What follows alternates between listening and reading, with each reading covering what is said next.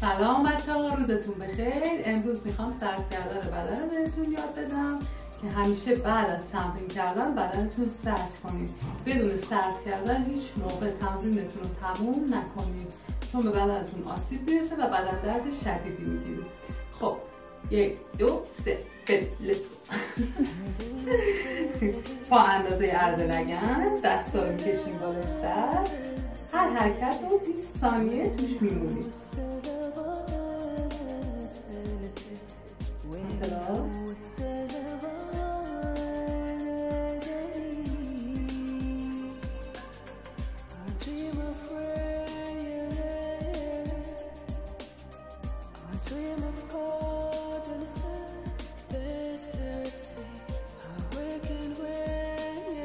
تو هر حرکت 20 شماره باید بمونید.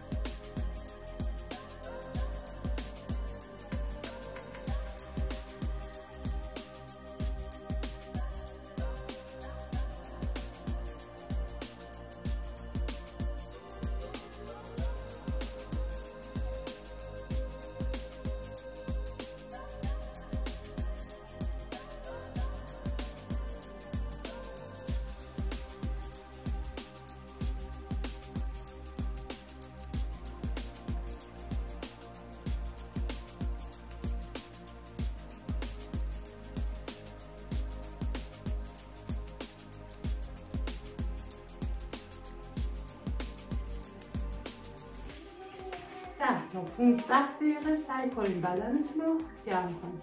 دم و بازدم فراموش نشه و توی هر حرکت 20 ثانیه بمونید. دوستتون دارم. خداحافظ.